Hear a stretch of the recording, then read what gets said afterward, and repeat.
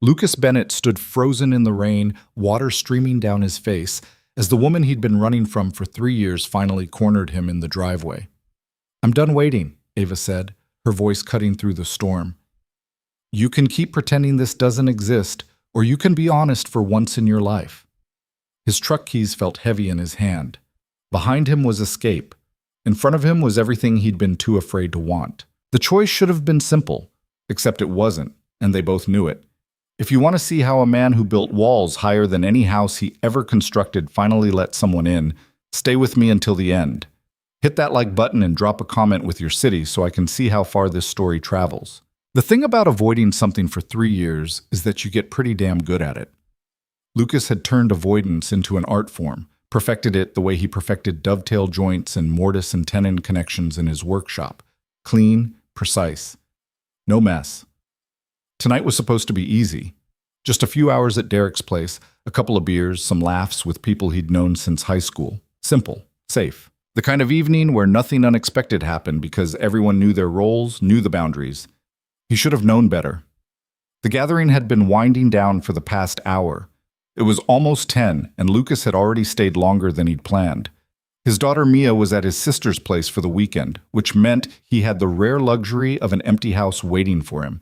No bedtime routine, no math homework crisis, no negotiating about screen time. Just silence and maybe a basketball game on low volume while he sketched out plans for the Henderson deck he was building next week. "You heading out?" Derek appeared beside him in the kitchen, grabbing another beer from the cooler on the counter. "Yeah, I should get going." Lucas set down his empty bottle, already calculating the exit. Living room to front door.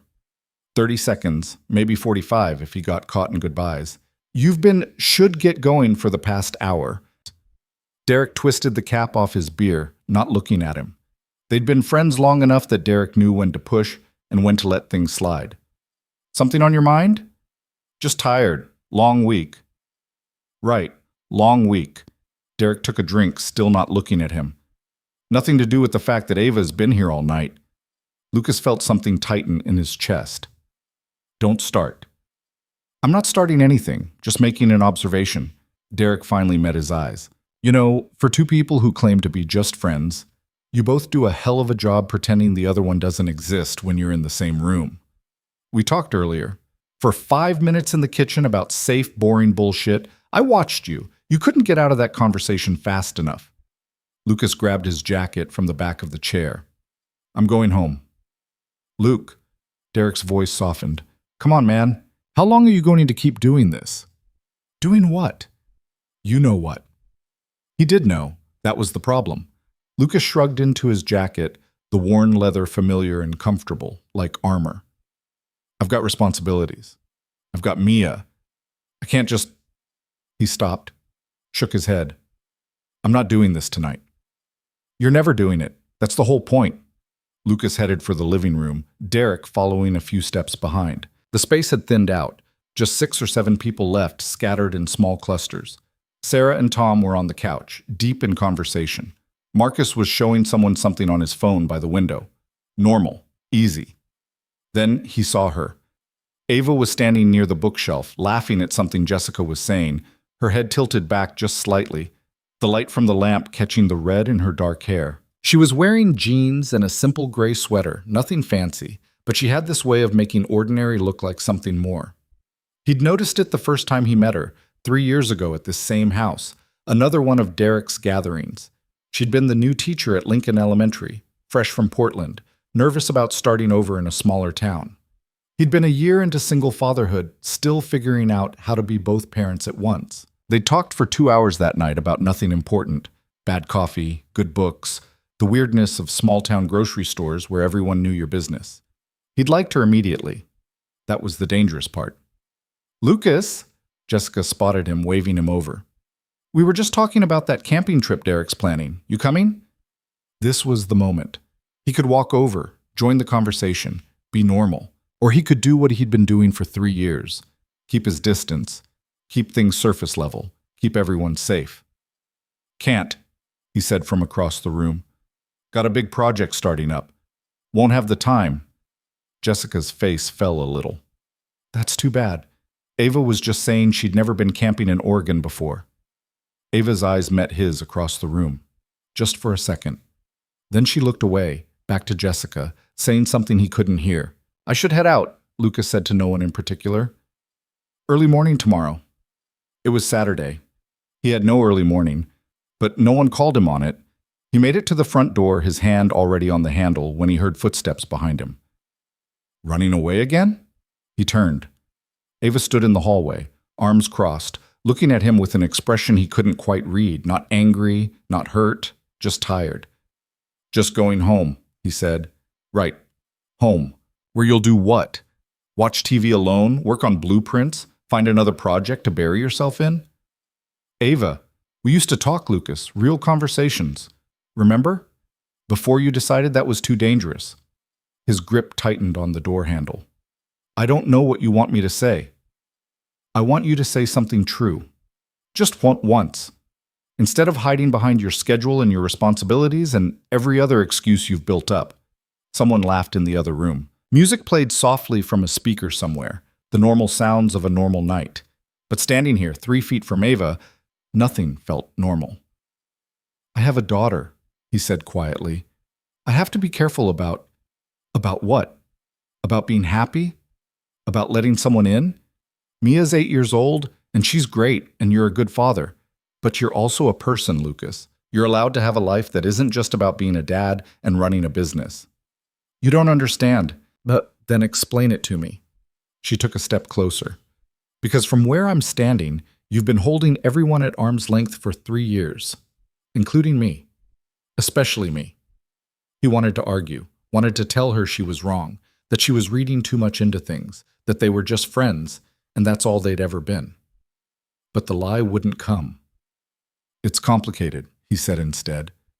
It's only complicated because you make it complicated. Her voice softened. I've watched you, Lucas. The way you show up for everyone else, the way you drop everything to help a friend fix their deck or move furniture or build something for the school fundraiser. You're the most reliable person I know, except when it comes to yourself. Ava, I can't... He stopped, frustrated. This isn't the time. It's never the time. That's the whole problem. She wasn't angry. That would have been easier. She just sounded sad. When's it going to be the time? Next year? 5 years? When Mia's grown and you've run out of excuses? I'm not making excuses. Then what are you doing? He didn't have an answer. Or he did, but saying it out loud would make it real, would crack open something he'd kept sealed shut since the night his ex-wife walked out and left him holding a 3-year-old and a mortgage and a life that looked nothing like what he'd planned. I should go, he said. Of course you should. Ava stepped back, gave him room to leave. That's what you do. You show up, you're present just enough to make everyone think you're okay, and then you disappear before anything gets real. He opened the door. Rain had started falling, light but steady, turning the driveway into a patchwork of puddles reflecting the porch light. Good night, Ava. She didn't respond. He stepped out into the rain, closing the door behind him. The walk to his truck felt longer than it should have. He fumbled with his keys, his hands not quite steady, cursing under his breath when he dropped them in a puddle. The cold water soaked through his jeans as he knelt to grab them. This was fine. He was fine. He'd go home, dry off, maybe have another beer and actually watch that basketball game. Tomorrow he'd get up, work on the Henderson project, maybe take Mia to that new pizza place she'd been asking about when she got back Sunday afternoon.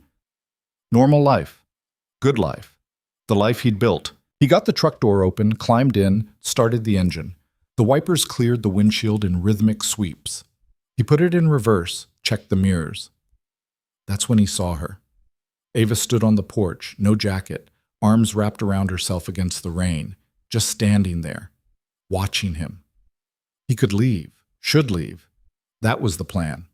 That had always been the plan. His foot stayed on the brake. Through the rain-blurred windshield, he saw her take a step down off the porch. Then another. She was walking toward the truck, getting soaked, and she wasn't stopping. Lucas shut off the engine. By the time he got out, she was halfway across the driveway, rain streaming down her face, her sweater already dark with water. "What are you doing?" he called over the sound of rain on gravel. "I'm done," she said, still walking toward him. "I'm done pretending. I'm done being patient. I'm done waiting for you to figure out what everyone else already knows. Ava, go back inside. You're getting soaked. I don't care. She stopped a few feet from him, rain plastering her hair to her face. Do you know how exhausting it is? Caring about someone who won't let you? Watching you shut down every time we get close to something real? We're friends, he said, but the word felt hollow even as he said it. We were friends. 3 years ago. But we haven't been just friends for a long time, and you know it. Thunder rumbled in the distance. His shirt was soaked through, cold water running down his neck. This was insane. They were standing in the rain arguing about something he'd spent 3 years trying to avoid. I can't do this, he said. Can't or won't? What's the difference? The difference is that can't means it's impossible. Won't means you're choosing not to, and you've been choosing not to for 3 years. She took another step closer. Why? Because I have a kid, because I have responsibilities, because I can't just... He stopped, shook his head. Because what if it doesn't work? What if we try this and it falls apart and then Mia gets hurt and you get hurt and I've ruined everything? What if it does work? The question hung in the air between them, simple and devastating. You don't know that, he said. You're right. I don't. Neither do you. But we'll never find out if you keep running. I'm not running. You're literally standing next to your truck with the engine still warm. She wiped rain from her face. You've been running for 3 years, Lucas, from this, from me, from anything that might actually make you happy. I am happy. You're content. There's a difference. You've built this nice, safe, controlled life where nothing can hurt you because nothing gets too close, and it's killing you. You don't know what you're talking about. Don't I? Her voice rose. I've watched you, Lucas. I've watched you light up when you talk about a project you're working on, when you're helping someone build something, when Mia tells you about her day. And then I've watched you shut it down the second it feels like too much. The second you might actually feel something you can't control. Ava, do you have any idea what it's like? Being on the other side of this. Wondering if I'm imagining things, wondering if I'm crazy for thinking there's something here, and then you look at me sometimes when you think I'm not paying attention, and I know I'm not crazy. I know you feel it too. He did. That was the problem. He'd felt it since the beginning, from that first conversation 3 years ago when she'd laughed at his terrible joke about contractor math and he'd realized he wanted to keep making her laugh forever. It's not that simple, he said. It is that simple. You're just making it complicated because you're scared. Damn right I'm scared. The words came out rougher than he intended. You think I don't know what I'm risking? You think I haven't thought about this? I have a daughter who's already been through her mother leaving. I'm not going to bring someone into her life unless I'm sure, unless I know it's going to work. You can't know that. Nobody can. That's not how it works. Then how does it work, Ava? Tell me. Because from where I'm standing, every relationship I've ever had has ended badly. My parents divorced when I was 10. My marriage lasted 5 years before she decided she wanted something different. So forgive me if I'm a little hesitant to just dive in and hope for the best. Rain ran between them in the silence that followed. Somewhere down the street, a car drove by, its headlights briefly illuminating them before disappearing into the night. I'm not her, Ava said quietly. I'm not your ex-wife. I know that. Do you? Because you're treating me like I'm going to leave the second things get hard. Like I haven't spent 3 years showing up. Like I don't know exactly what I'm asking for. You don't know what you're asking for. Yes, I do. She closed the distance between them, close enough now that he could see the raindrops caught in her eyelashes. I'm asking for you to stop hiding. I'm asking for you to take a chance on something that might actually be good. I'm asking for you to trust that maybe, just maybe, you deserve to be happy. His heart hammered against his ribs. This close, he could smell her shampoo, something floral and clean that he'd noticed a dozen times before and tried to forget. What if I screw this up, he said, and his voice came out barely above a whisper. What if you don't? Ava, stop thinking about all the ways this could go wrong and think about all the ways it could go right. Just for a second, can you do that? He tried to imagine what it would be like to stop fighting this, to let her in, to build something with someone instead of building alone. The image came easier than it should have. Sunday mornings with coffee and conversation, Mia's delighted surprise at finding Ava at the breakfast table, working on projects side by side, someone to share the load with, someone to share everything with. I've been alone for a long time, he said. I know. I don't know if I remember how to be with someone. So we figure it out together. It's not just about me. If this affects Mia, I've thought about Mia. I think about her every day. I'm her teacher, Lucas. I see her every single day and she's amazing. And I would never do anything to hurt her. You know that. He did know that. Ava had been nothing but good to Mia, patient and kind and exactly the kind of teacher every kid deserved. Mia adored her. That scared him too. Everyone will have opinions, he said, grasping for another defense. Small town. You know how it is. People talk. Let them talk. I don't care. Derek already suspects something. Derek's known for 2 years. So has Jessica and Sarah and probably half the people in that house right now. He stared at her. What? You think we're subtle? Lucas, everyone knows. They've been waiting for you to figure it out. He didn't know what that was. Mortifying, maybe? Or relieving. He couldn't tell anymore. The only people who've been pretending this doesn't exist are you and me, Ava said. And I'm done pretending. I'm standing in the rain at 10 o'clock at night because I'm done. So you need to decide right now, are you going to get in your truck and drive away? Or are you going to finally be honest about what you want? The rain fell harder. Water ran down his back, soaked through his boots. This was crazy, all of it. Standing in a driveway in a storm, having the conversation he'd avoided for 3 years. He stopped, started again. I've wanted this for a long time. Something shifted in her expression. Hope, maybe. Or relief. Then what are you waiting for? I don't know. And he didn't. The fear was still there, the worry about timing and Mia, and all the ways this could complicate his carefully controlled life. But standing here looking at Ava, soaked and shivering and refusing to back down, he couldn't remember why any of that had seemed more important than this. I've been waiting for 3 years, Ava said. I've been patient. I've given you space. I've told myself that maybe you just needed time, that maybe eventually you'd be ready. But I can't keep waiting for someday. I need to know if there's a chance, if there's something here worth fighting for. Because if there's not, if I'm alone in this, then I need to know that too so I can move on.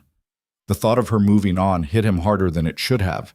The thought of her with someone else, some other guy who didn't overthink everything, who could just be present and available and uncomplicated. The thought of showing up at Derek's and seeing her with someone new, watching her light up for someone who wasn't him. He couldn't do it, couldn't let that happen. You're not alone in this, he said. Then prove it. He didn't think, didn't plan, didn't calculate the risks or consider the consequences. For the first time in 3 years, Lucas just acted. He closed the space between them, his hands coming up to frame her face, and kissed her. She made a small sound of surprise, and then her arms were around him, pulling him closer, kissing him back like she'd been waiting for this just as long as he had. The rain fell around them, cold and relentless, but he barely felt it. All he felt was her, the warmth of her skin, the taste of rain on her lips. The way she fit against him like this was exactly where she was supposed to be. When they finally broke apart, both breathing hard, she was smiling. Took you long enough, she said. He laughed, surprising himself. I'm an idiot. You're an idiot, she agreed. But you're my idiot now. Is that how this works? That's exactly how this works. Eek. She reached up, brushed wet hair back from his forehead. We should probably go inside before we freeze to death. Probably. But neither of them moved. They stood there, rain streaming down, holding each other like if they let go the spell might break, and they'd wake up back in their separate lives, still pretending, still waiting. I'm scared, he admitted. Me too. What if I'm terrible at this? Then we'll figure it out, together. She kissed him again, softer this time. But you need to promise me something. What? No more running. No more hiding. If something's wrong, if you're freaking out, if you need space, you tell me. But you don't just disappear. Deal? Deal. He meant it. For the first time in years, he actually meant it. They walked back to the house, hand in hand, both soaked to the bone. When they stepped through the front door, the conversation in the living room stopped abruptly. Everyone stared. Told you, Derek said to Jessica, holding out his hand. Pay up. Jessica rolled her eyes but pulled a 20 from her pocket and handed it over. I thought he'd hold out until at least midnight. You bet on us, Ava said, but she was smiling. Honey, we've been betting on you two for 18 months, Sarah said from the couch. Welcome to the club. Lucas felt his face heat. You all knew? Everyone knew, Marcus said. You two were the only ones pretending you didn't. I tried to tell you, Derek said, grinning, but you're stubborn. So what changed? Tom asked. Ava squeezed Lucas's hand. I stopped waiting for him to figure it out and told him. In the rain, Lucas added. Very dramatic. Someone had to be dramatic. You were just going to avoid this forever. Not forever, just until... He stopped, realized he didn't have an end to that sentence. Until when? Ava prompted. I don't know. Until it felt safe? And how does it feel now? He looked at her, soaked and smiling and more beautiful than anyone had a right to be standing in a puddle in someone's entryway, and told the truth. Terrifying. And right. She kissed his cheek. Good answer. Jessica appeared with towels, shoving them into their hands. You're dripping all over Derek's floor. Go dry off before you catch pneumonia. They retreated to the bathroom, both laughing, and Lucas caught sight of himself in the mirror. Wet hair plastered to his head, shirt stuck to his skin, looking like he'd lost a fight with a fire hose. But he was smiling, really smiling, the kind that reached his eyes, the kind he hadn't seen on his own face in longer than he could remember. You look happy, Ava said, coming to stand beside him. I feel happy. Is that weird? Not even a little bit. She handed him a towel. Although you look like a drowned rat, so do you. Yes, but I make it look good. She did. She really did. They dried off as best they could, though there wasn't much to be done about their soaked clothes. When they emerged, the living room had returned to normal, or as normal as it could be with everyone shooting them knowing looks and barely suppressed grins. Lucas and Ava claimed a spot on the love seat, and this time he didn't maintain careful distance. This time she curled into his side, her head on his shoulder, and it felt like the most natural thing in the world. So, Derek said, settling into the chair across from them, now that we're all caught up on the obvious, what's the plan? Plan, Lucas said. You know, dating, telling Mia, the whole relationship thing. We literally just figured this out 10 minutes ago. Fair point. Derek took a drink of his beer. But you were going to tell Mia, right? Because keeping it secret would be weird, and she'd figure it out anyway. I know. Lucas had already been thinking about it. Mia was smart, observant, completely incapable of missing anything important. If he tried to hide this, she'd know in about 5 seconds. How do you think she'll react? Ava asked quietly. That was the question, wasn't it? The one that had been nagging at him since the moment he kissed Ava in the rain. Mia had been through so much already. Her mother leaving, adjusting to a new normal, learning to live in a world where it was just her and her dad against everything. Bringing someone new into that world felt huge. But then he thought about all the times Mia had come home from school talking about Miss Carter, about the stories she read and the projects they did, and how cool she was. He thought about the way Mia's face lit up whenever she saw Ava, the easy affection between them. I think she'll be okay, he said. More than okay, actually. She loves Ava. She does, Ava agreed. But loving me as her teacher and accepting me as her dad's girlfriend are different things. So we take it slow. We're honest with her. We let her set the pace. Look at you, being all mature and thoughtful, Derek said. Shut up. The conversation drifted to other topics. The camping trip that Lucas now thought he might actually make, the new restaurant opening downtown, some movie Tom and Sarah had seen. Normal things, easy things. But everything felt different now, shifted somehow, like the whole world had tilted just slightly on its axis. Ava's hand found his, fingers lacing together, and Lucas realized this was what he'd been missing. Not just the romance or the relationship, but the simple comfort of having someone beside him, someone who chose to be there. Around midnight, people started heading out. Lucas and Ava stayed, helping Derek clean up the scattered bottles and cups. You good? Derek asked when Ava stepped outside to take a phone call. Yeah, I think so. You think so? I'm good, Lucas corrected. Just trying to figure out what happens next. Next, you stop overthinking and just be happy. It's not that complicated. Since when did you become a relationship expert? Since I spent 3 years watching my best friend torture himself over something that should have been simple. Derek dropped empty bottles into the recycling. I'm glad you finally pulled your head out of your ass. Thanks, I think. I'm serious. You deserve this. You deserve to be happy. The words hit harder than they should have. How long had he been telling himself he didn't? That happiness was something other people got to have. People whose lives weren't complicated by single parenthood and failed marriages and all the baggage he carried. I'm working on believing that, Lucas said. Good, because it's true. Derek grabbed 2 more beers from the fridge, handed one to Lucas. To new beginnings. They clinked bottles. Through the window, Lucas could see Ava pacing the porch, phone to her ear, animated about something. Even from here, even doing something as mundane as talking on the phone, she made his heart do stupid things. I'm going to screw this up, he said. Probably. But she'll forgive you, and you'll figure it out, and that's how relationships work. Derek leaned against the counter. The key is not screwing it up the same way every time. Words of wisdom from Derek Marino. Mock all you want. I'm right. He was. That was the annoying part. Ava came back inside, slipping her phone into her pocket. That was my sister. She wants details about why I'm not home yet. What did you tell her? That I'd tell her tomorrow, after I figure out what to say. She looked at Lucas. Speaking of which, do you want to get out of here? Maybe go somewhere we can actually talk without an audience? Every eye in the room turned toward them. Subtle, Derek muttered. I thought we established that subtlety wasn't our strong suit, Ava said. Lucas stood, grabbing his jacket. Where do you want to go? Anywhere. Just us.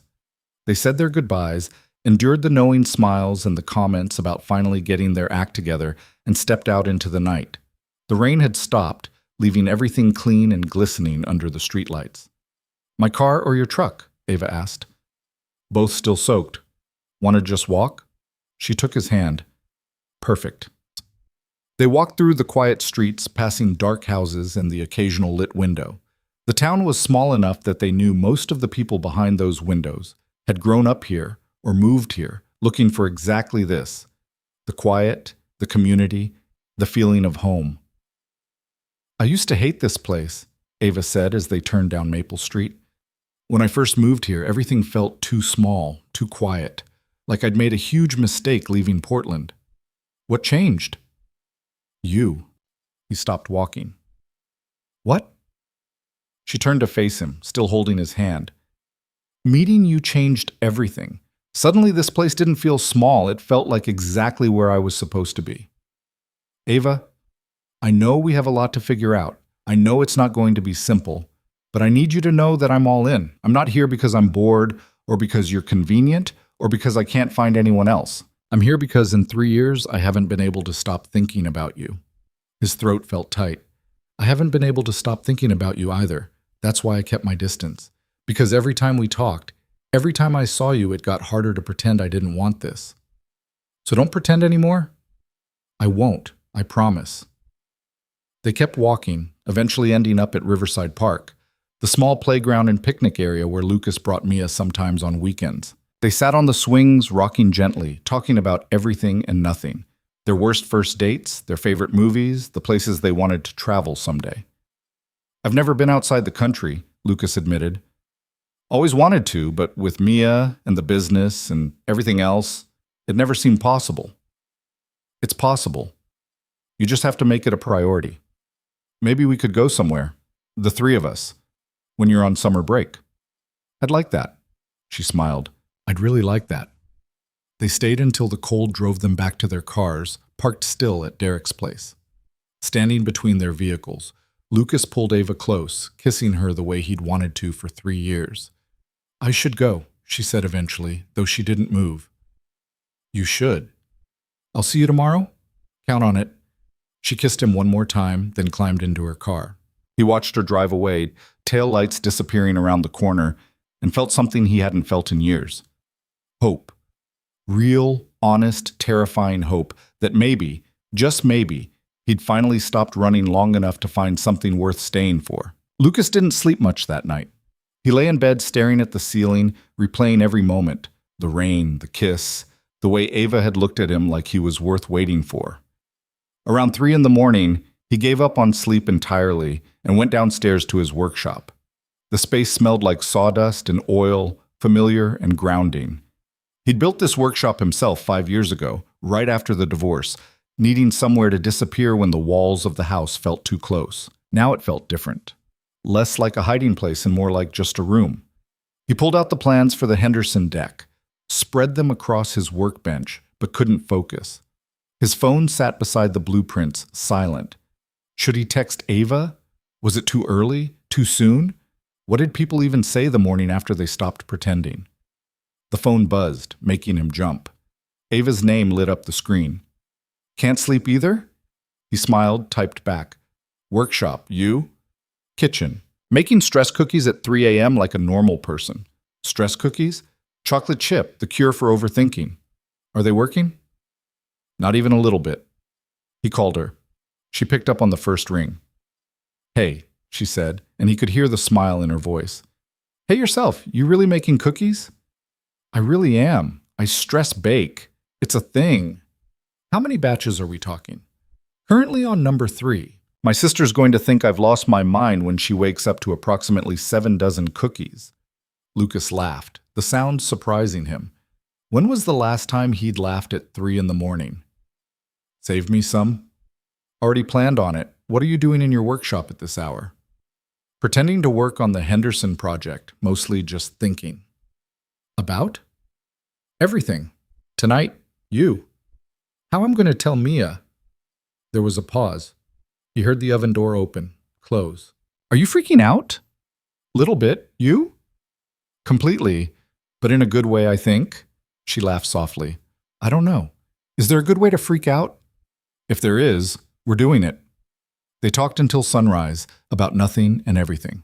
Ava told him about her family in Portland, her older sister who was a lawyer, and her younger brother who taught surf lessons in California. Lucas told her about growing up in this town, about his dad who'd taught him carpentry before the divorce, about learning to be a single parent while building a business from scratch. I never asked, Ava said around 5:30.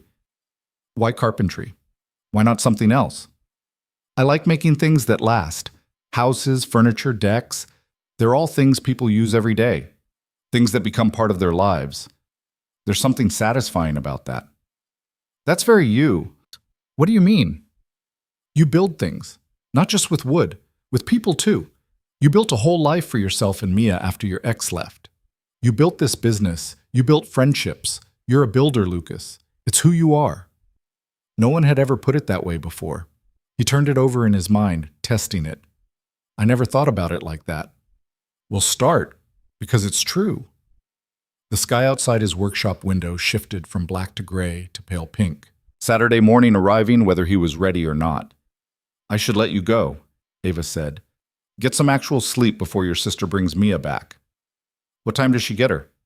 Not until 2, but I should probably shower and pretend I didn't spend all night on the phone like a teenager.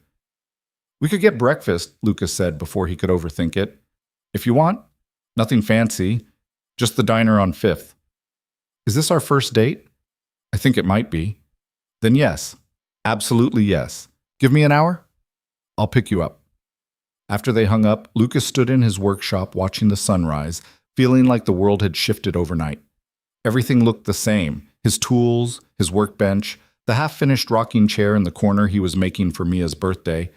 But it all felt different, lighter somehow. He showered, changed into clean jeans and a flannel shirt, second-guessed the shirt, changed into a plain blue t-shirt, then changed back to the flannel. This was ridiculous. It was Ava. She'd seen him covered in sawdust and paint, and probably at his absolute worst. Why was he nervous? Because this mattered.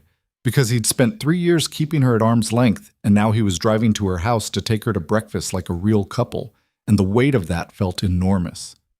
He grabbed his keys, checked his reflection one more time, and headed out. Ava lived in a small house on the east side of town, a renovated craftsman with a blue door and flower boxes in the windows. He'd driven past it 100 times, had even helped her fix a leaky faucet 6 months ago, but he'd never picked her up for a date. She opened the door before he could knock, wearing jeans and a green sweater that made her eyes look darker. Her hair was still damp from the shower. "You look nice," he said. "You too, very lumberjack chic." "Is that good or bad?" "Definitely good." She grabbed her jacket. "Fair warning, I'm starving. Those cookies were not a meal replacement." The diner was mostly empty this early on a Saturday. They slid into a booth by the window, and Lucas felt hyper-aware of everything, the way their knees bumped under the table, the way Ava smiled at the waitress who brought coffee, the way the morning light caught in her hair. "You're staring," she said, not looking up from her menu. "Sorry." "Don't be. I like it." She glanced at him over the top of the menu. "Just making sure you know you're not subtle." "Yeah, I'm getting that message loud and clear." They ordered pancakes for her, omelet for him, enough coffee to make up for their sleepless night. The waitress, Betty, who'd worked at this diner for 30 years and knew everyone's business, raised an eyebrow but didn't comment. "She's going to tell everyone," Ava said once Betty walked away. "Probably already texting the church choir." "Does that bother you?" Lucas thought about it. A week ago, the idea of the whole town knowing his business would have sent him into a panic. Now it just felt inevitable. "Not as much as I thought it would." "Good. Because I'm not interested in hiding." "Me neither. Not anymore." Their food arrived and they ate in comfortable silence for a few minutes before Ava set down her fork and looked at him seriously. "We should talk about Mia." "I know. I mean really talk. Because this affects her more than anyone, and we need to be on the same page." Lucas pushed his eggs around his plate. "I've been thinking about it all night, about how to tell her, when to tell her, what to say. And I think we should be honest. Keep it simple. Let her ask questions." "When?" "Today. When my sister drops her off. I don't want to wait. She'll sense something's different anyway." Ava reached across the table, covered his hand with hers. "Are you sure? We could wait a few days, make sure this is real before we involve her." "It is real. I'm sure of that much." He turned his hand over, laced their fingers together. "And I don't want to start this by hiding things. If we're doing this, we do it right." "Okay. Then I should be there when you tell her." "You sure?" "Positive. She should see us together, see that this is something we both want." The knot of anxiety in Lucas's chest loosened slightly. He'd been dreading doing this alone, trying to explain something he barely understood himself. Having Ava there made it feel more manageable. "What if she's upset?" he said. "Then we deal with it. We listen. We give her space to feel whatever she needs to feel. But Lucas, I really don't think she will be. She talks about you all the time at school, about things you build together, places you go. She's proud of you, and she likes me. Those are pretty good starting points." "She does like you. She comes home from school and tells me about her day, and half of it is, 'Ms. Carter said this,' or 'Ms. Carter did that.' See, we're already halfway there." They finished breakfast, argued good-naturedly about who would pay, Lucas won, and walked out into the cool morning. The town was waking up around them, shops opening, people starting their Saturday routines. "I should go home," Ava said. "Shower again? Stress clean my house? Maybe make another batch of cookies. Or you could come back to my place. We could watch a movie, just hang out until Mia gets there." "You want me to be there when your sister drops her off?" "Yeah, I mean, if you're comfortable with that." Ava squeezed his hand. "Lead the way." Lucas's house was nothing fancy, a 3-bedroom ranch he'd bought right after Mia was born, back when he'd thought he and his ex would fill those bedrooms with more kids. That hadn't happened. Instead, 1 bedroom was his, 1 was Mia's, and the 3rd had become a combination office and storage room. "I like it," Ava said, looking around the living room with its worn couch and mismatched furniture. "It feels lived in." "That's a nice way of saying it's a mess." "It's not a mess. It's a home." She picked up a framed photo from the bookshelf. Lucas and Mia at the beach last summer, both grinning, sand in their hair. "This is sweet." That was a good day. She found 17 sand dollars and insisted we had to save them all. "Did you?" "They're in a box in her closet. She counts them sometimes, makes sure they're all still there." Ava set the photo down carefully. "You're a good dad, Lucas." "I try. Some days are better than others." They settled on the couch, close enough that their shoulders touched. Lucas found a movie neither of them particularly cared about and put it on, but they didn't really watch. Instead, they talked, filling in the gaps of 3 years, sharing the stories they'd never had time for in stolen moments at parties or chance meetings at the grocery store. Ava told him about her first year teaching, how she'd cried in her car after a particularly rough day and almost quit. About the student who changed her mind, a kid who reminded her why she'd wanted to teach in the first place. Lucas told her about the first year after his divorce, how he'd survived on frozen pizza and coffee, how his sister had practically moved in to help with Mia because he'd been drowning. "I didn't know that," Ava said softly. "I don't really talk about it. That whole year is kind of a blur." "What changed?" "Mia started kindergarten. I started getting more work. Things just got easier, slowly. And then one day I realized I'd made it through. We'd made it through. And you've been making it through alone ever since." "Yeah, I guess I got used to it." "Well, you don't have to anymore." She rested her head on his shoulder. "You've got backup now." The words settled over him, warm and unfamiliar. Backup. Someone to share the load. He'd forgotten what that felt like. They stayed like that, curled up on the couch, until Lucas's phone buzzed at 1:45. His sister Rachel. Leaving now, be there in 15. Mia ate enough sugar to power a small city. "Good luck." Lucas showed Ava the text. "Here we go. You ready?" "Absolutely not, but we're doing it anyway." They stood, straightened the living room unnecessarily, and waited. Lucas couldn't remember the last time he'd been this nervous. Maybe his first day running his own business. Maybe the day Mia was born. This felt bigger somehow. The sound of a car in the driveway made his heart jump. Through the window, he saw Rachel's SUV, saw Mia already unbuckling, bouncing in her seat. "Breathe," Ava said beside him. "Right, breathing. I can do that." The front door burst open and Mia flew in, backpack trailing behind her, talking before she even cleared the threshold. "Dad, Aunt Rachel took me to the arcade and I won so many tickets, and I got a stuffed penguin, and his name is Mr. Waddles, and—" She stopped dead, seeing Ava on the couch. "Miss Carter, what are you doing here?" Rachel appeared in the doorway behind Mia, took one look at Lucas and Ava, and raised her eyebrows in a way that clearly said, "We're talking about this later."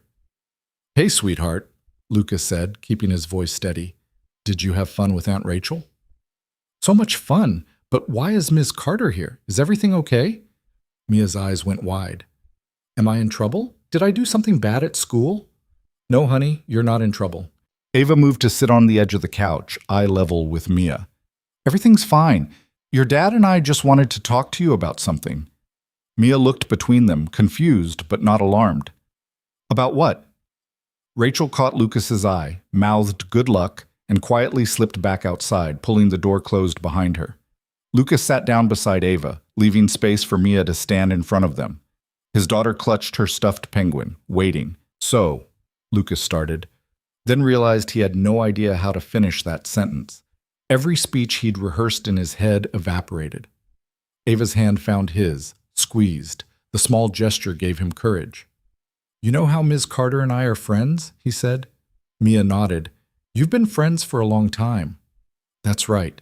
And recently we realized that we'd like to be more than friends, like girlfriend and boyfriend." He waited for shock, for tears, for any kind of negative reaction. Instead, Mia tilted her head, considering. "Like how Emma's mom has a boyfriend who comes to dinner sometimes?" "Yeah, kind of like that." "Okay," Mia shrugged. "Can I go put Mr. Waddles in my room?" Lucas blinked. "That's it? You're okay with this?" "Why wouldn't I be?" Mia looked genuinely confused by the question. "Miss Carter's nice, and you smile more when she's around." "I do?" "Yeah, like a lot." "I noticed." Mia turned to Ava. "Are you going to come to dinner sometimes like Emma's mom's boyfriend?" "If that's okay with you," Ava said carefully. "We wanted to make sure you were comfortable with this before we did anything." "I'm comfortable." "Can we have pizza tonight?" Aunt Rachel said we couldn't have pizza because I already had enough junk food. Lucas laughed, the tension draining out of him. "Yeah, kid, we can have pizza." "Awesome. I'm going to tell Mr. Waddles about my room." Mia started toward the hallway, then turned back. "Miss Carter?" "Yeah?" "Are you going to marry my dad?" Ava's eyes went wide. Lucas felt his face heat. Mia, I'm just asking. Emma's mom married her boyfriend, and now Emma has a stepdad and a baby brother. We're taking things slow, honey, Ava said, recovering faster than Lucas, getting to know each other better outside of school.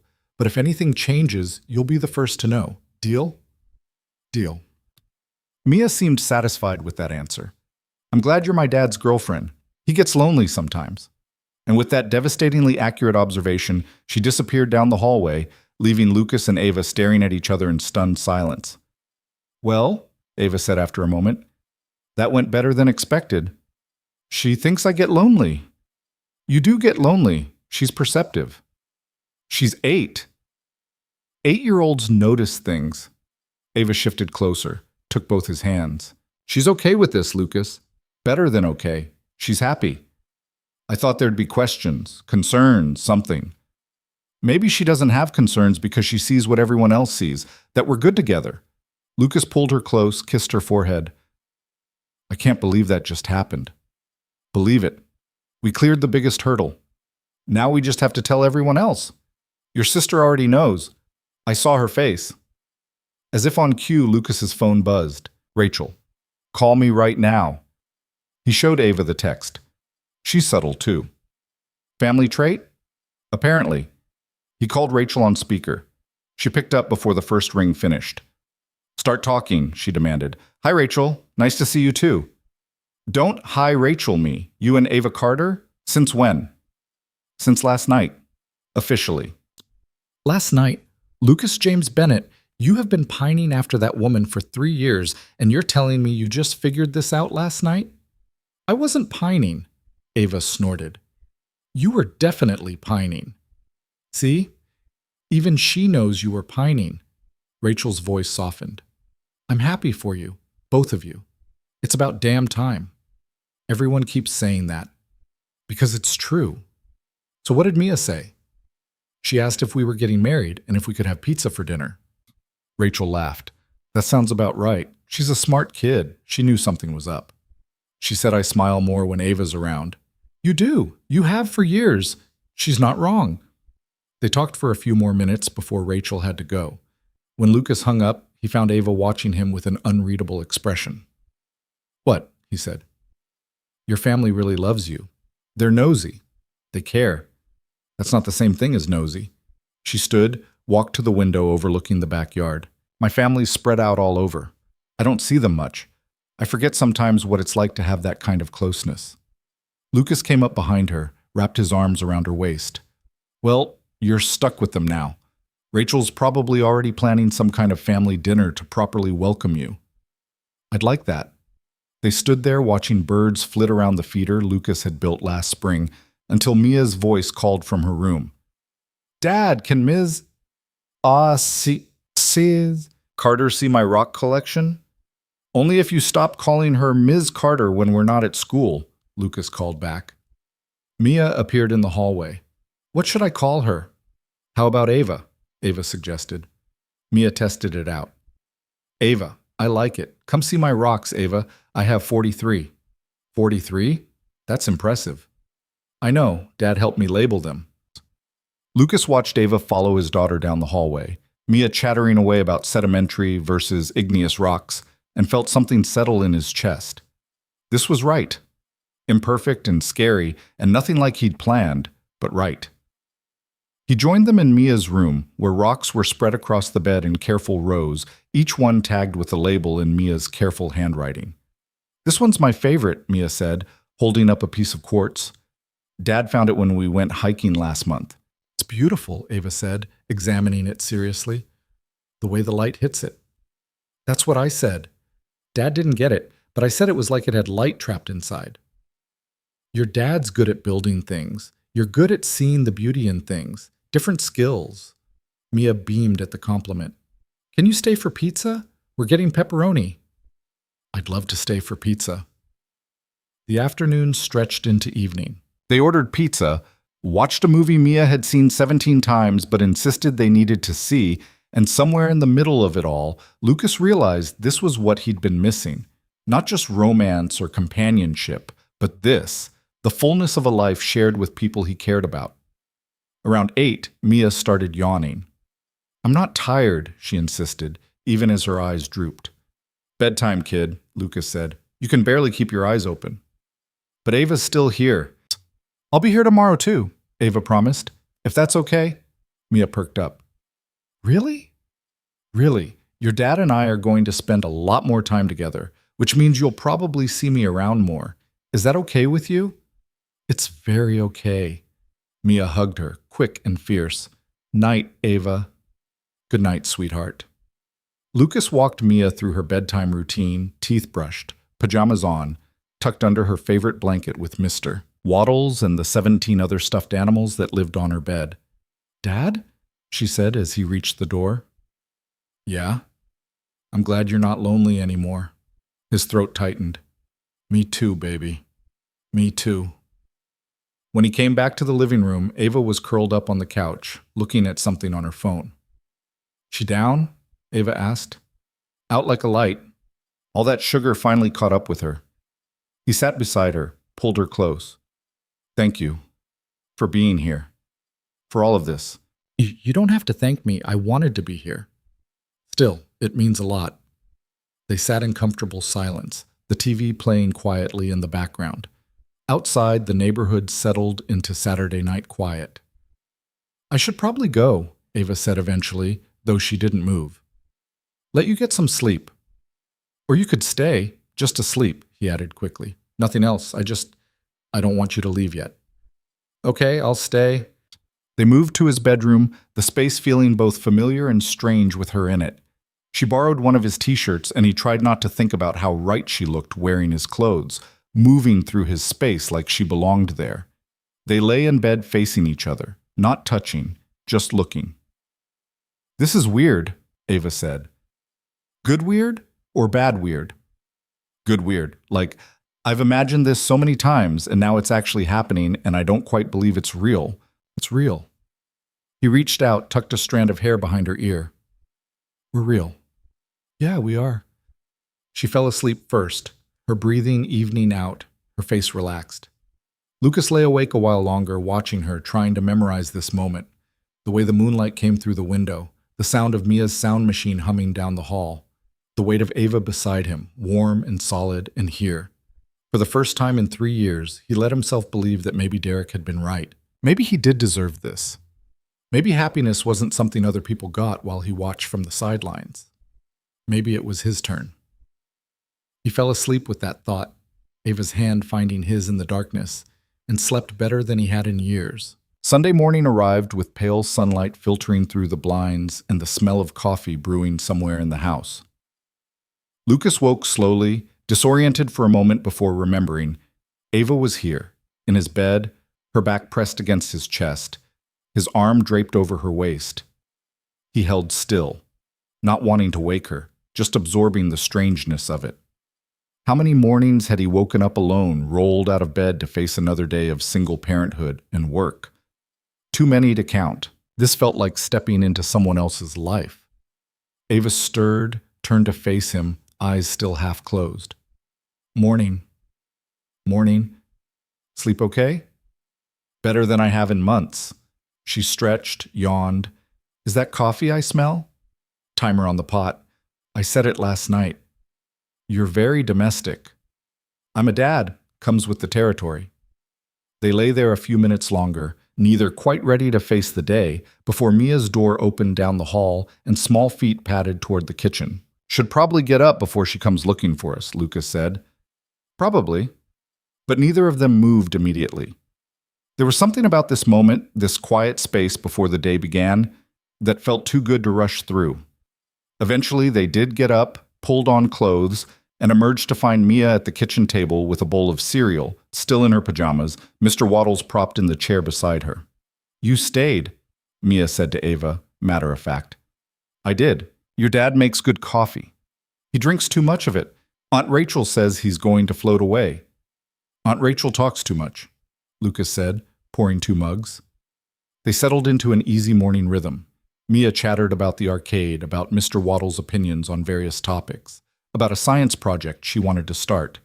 Ava listened with the same attention she probably gave her students, asking questions, making suggestions. Lucas watched them interact and felt something loosen in his chest. He'd been so worried about how this would affect Mia, about disrupting her world, that he'd never considered she might actually be happy about it. "Can we go to the park?" Mia asked, scraping the last of her cereal from the bowl. "The three of us?" Lucas looked at Ava. "You up for it?" "I should probably go home, change clothes, look like I didn't sleep in someone else's t-shirt." "You could keep it," Lucas said before he could stop himself. Ava smiled. "Yeah?" "Yeah, looks better on you anyway." "Gross," Mia announced. "You guys are being mushy." "Get used to it, kid," Lucas said, but he was grinning. Ava did go home to change, promising to meet them at Riverside Park in an hour. After she left, Lucas and Mia went through their usual Sunday routine. She got dressed. He attempted to do something with her hair that didn't look completely terrible. They argued about whether she needed a jacket. "It's warm out," Mia protested. "It's 60 degrees. That's jacket weather." "Dad?" "Mia." They compromised. She'd bring the jacket, but didn't have to wear it unless she got cold. Small victories. At the park, Ava was already waiting on a bench, changed into jeans and a sweater, her hair pulled back in a ponytail. She'd brought a bag of breadcrumbs for feeding the ducks, which immediately made her Mia's favorite person. They spent the next 2 hours doing normal Sunday things. Mia fed the ducks, climbed on the playground equipment she was probably getting too old for, found interesting rocks to add to her collection. Lucas and Ava walked behind her, close enough to supervise but far enough to let her have independence. "This is nice," Ava said as they watched Mia navigate the monkey bars. "Yeah, it is. Weird though, right? How normal it feels." "Little bit. I keep waiting for something to go wrong." "Maybe nothing will go wrong." "Things always go wrong." Ava stopped walking, turned to face him. "Lucas, not everything falls apart. Sometimes things actually work out." He wanted to believe that, wanted to trust that this wouldn't end the way everything else had ended. His parents' marriage, his own marriage, every relationship he'd watched crumble around him. "I'm working on it," he said. "I know, and I'm patient, but you have to actually work on it, not just say you are." "Fair." Mia called them over to see something she'd found, a feather, probably from a crow, black and iridescent in the sunlight. "Can I keep it?" she asked. "Sure. We can look up what kind of bird it came from when we get home." "Cool. Ava, do you want to come help us look it up?" Ava glanced at Lucas, a question in her eyes. He nodded. "I'd love to." They stayed at the park until noon, then walked back to Lucas's house for lunch. Sandwiches at the kitchen table, Mia still talking nonstop, the feather carefully placed on the windowsill where she could see it. After lunch, Lucas had to take a call from a client about a job starting Tuesday, a full kitchen renovation that would take at least 3 weeks. While he talked through timeline and materials, Ava and Mia disappeared into the living room. When he finished the call and went to find them, they were on the floor with Mia's art supplies spread around them, working on some kind of collaborative drawing. "What are you two making?" he asked. "A map," Mia said without looking up, "of all the places we want to go." Lucas crouched down to see. The paper was covered in crude drawings, mountains, beaches, forests, cities represented by squares and rectangles. "That's ambitious." "Ava says we should dream big." Ava's right. He looked at the map, at all these places his daughter wanted to see, and felt the familiar weight of responsibility mixed with something new. Hope, maybe. The possibility that these dreams might actually be achievable if he wasn't doing it all alone. His phone rang again. Derek this time. "Hey man, Derek started. "Hold on." Lucas stepped into the kitchen, lowered his voice. "What's up?" "Dude, the hardware store. I just ran into Betty from the diner and she told Karen, who told Mike, and now everyone knows you and Ava are together. The whole town is talking." "Already?" "It's been less than 48 hours. You thought it would take longer?" Lucas rubbed his face. "I don't know what I thought." "Are you okay with it? Because if you're freaking out, I'm not freaking out. It's just weird having everyone know my business. Welcome to small town life. So listen, a bunch of us are thinking about getting together next Saturday. Maybe a cookout at my place. You and Ava should come. Official couple debut and all that. I'll ask her." "Don't ask. Just come. Everyone wants to see you guys together. Plus, Marcus has been dying to give you shit for taking 3 years to make a move. Great. Looking forward to it. Seriously, though, I'm happy for you. Both of you. Thanks, Derek. After he hung up, Lucas stood in the kitchen for a moment processing. The whole town knew. His private life was now public knowledge, being discussed over coffee and in checkout lines. A week ago, that would have sent him into a spiral of anxiety. Now it just felt like the inevitable consequence of living in a place where everyone knew everyone. He could handle it. They could handle it. Back in the living room, Ava looked up from the map. Everything okay? Derek called. Apparently we're the talk of the town. How do you feel about that? Surprisingly okay. He wants us to come to a cookout next Saturday. I told him I'd ask you. I'm in. Unless you don't want to be. I want to. Just warning you, they're all going to give us grief. I can handle a little grief. Mia looked between them. What's grief? Teasing, Ava explained. Your dad's friends are going to tease us about being boyfriend and girlfriend. Why? Because they're annoying, Lucas said. Oh, okay. Can we finish the map now? They spent the rest of the afternoon on the map, adding details, debating which places should be priorities. Mia wanted to see the ocean. Ava suggested national parks. Lucas mentioned Chicago, which neither of them had been to. We should make a real plan, Ava said. Pick one place and actually go. This summer, maybe? Really? Mia's eyes went wide. Really? The three of us? A trip? Lucas felt that tightness in his chest again, but this time it wasn't fear. It was something else, something that felt like possibility. As evening approached, Ava gathered her things, said goodbye to Mia, and walked with Lucas to her car. Thank you for today, he said. You keep thanking me. Because I mean it. You didn't have to spend your whole Sunday with us. I wanted to spend my Sunday with you, both of you. She leaned against her car. I know this is all new and scary, but Lucas, I'm not going anywhere. I need you to believe that. I'm trying. Try harder. She kissed him, soft and quick. I'll see you tomorrow. Tomorrow, I'll pick you up for coffee before work. It's a date. He watched her drive away, then went back inside to find Mia at the table with her homework spread out, math problems she'd been putting off all weekend.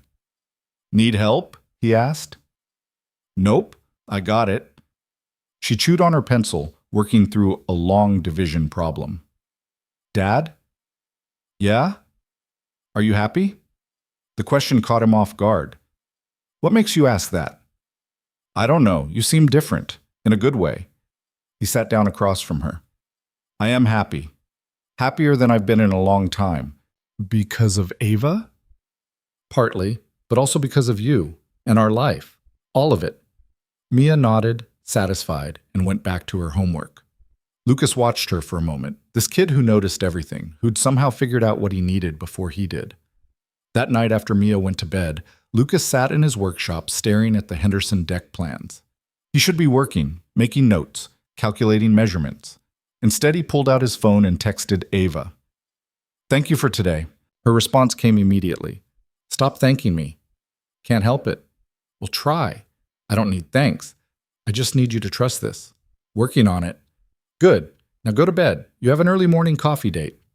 He smiled at his phone like a teenager. Yes, ma'am. Good night, Lucas. Good night. Monday morning came too fast.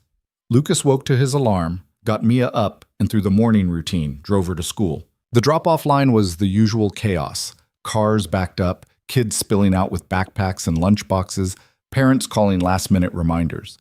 He watched Mia run toward the building, her backpack bouncing, and saw Ava standing near the entrance greeting students. She caught his eye, smiled, and his whole day suddenly felt better.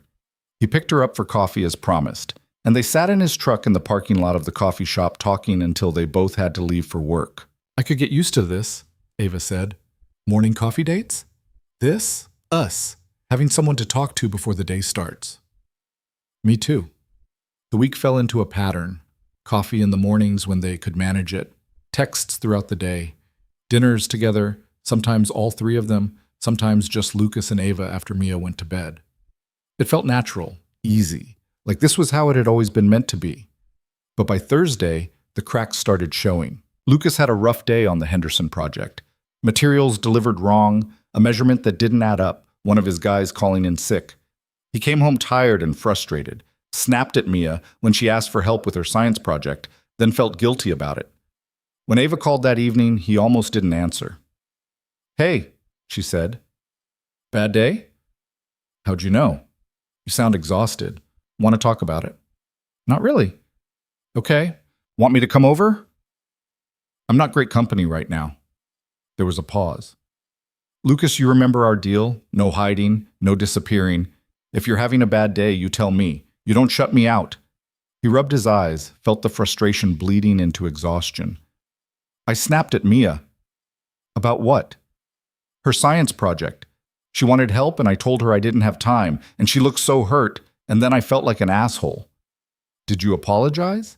"Yeah, she said it was fine, but you're beating yourself up about it anyway. I'm supposed to be better than this. Lucas, you're human. You're allowed to have bad days. You're allowed to mess up and apologize and try again tomorrow. What if I'm not good at this, at balancing everything? Then we figure it out. Together. That's the whole point." Her voice softened. "I'm coming over." "Ava, I'm already in my car. See you in 10. She showed up with takeout Chinese food and an action movie that required zero thinking to follow. They ate on the couch while Mia finished her homework, and slowly Lucas felt himself relax. "Better?" Ava asked. "Getting there." "Good. Because tomorrow you're going to wake up, apologize to Mia again even though you already did, and then you're going to have a better day. That's how this works." "You sound very sure." "I am sure. I've been doing this teacher thing for a while. I know how recovery works." Mia emerged from her room, climbed onto the couch between them. "Can we watch the movie too?" "If it's okay with your dad." Lucas looked at his daughter, at Ava, at the mess of Chinese food containers on his coffee table. "Yeah, it's okay." They watched the movie, Mia falling asleep halfway through, her head on Lucas's shoulder. When he carried her to bed, Ava cleaned up the living room without being asked. "You don't have to do that," he said when he came back. "I know. I wanted to." She tied off the trash bag. "You going to be okay?" "Yeah, thanks for coming over." "That's what girlfriends do. They show up." She kissed him. "Even when their boyfriends are being stubborn about asking for help." "I'm working on that too." "I know you are." After she left, Lucas stood in his kitchen feeling lighter than he had all day. This was what he'd been missing. Not just someone to be with during the good moments, but someone who showed up for the hard ones too. Friday evening, his sister Rachel called. "So," she said without preamble, "Sunday dinner, my place. You, Ava, and Mia. Don't even think about saying no. Rachel." "I'm not asking, I'm telling. Mom wants to meet her." Lucas's stomach dropped. "Mom knows?" "Of course Mom knows. You think anything happens in this family without her finding out? She called me 2 days ago asking a million questions." "What did you tell her?" "The truth. That you've been pining for 3 years and finally got your act together. She's thrilled. Also mildly annoyed you didn't tell her yourself, but that's between you and her." "I was going to tell her." "When?" "After the wedding?" "We've been together a week. And in that week, the entire town has found out. Mom was hearing about it from her book club friends." "You should have called her." He had. Should have called his mom, told her himself instead of letting her hear it through the gossip chain. But the truth was he'd been avoiding it, not sure how to explain something he barely understood himself. "I'll call her," he said. "Too late. She's coming to dinner Sunday. You better bring Ava or I'm never forgiving you." After they hung up, Lucas texted Ava. "Small crisis, call when you can." She called immediately. "What's wrong?" "My family wants to meet you. Sunday dinner at Rachel's. My mom will be there." "Okay. Is that a problem?" "I don't know. Maybe. She's going to ask a million questions and probably show you embarrassing photos from when I was a kid." Ava laughed. "Lucas, I'm a teacher. I meet parents all the time. I can handle your mom." "This is different." "How?" "Because you're meeting her as my girlfriend, not as me as teacher. Because it matters. It matters to me too, which is why I want to meet her. So yes, I'll come to Sunday dinner, and I promise I'll be appropriately charmed by your embarrassing childhood photos."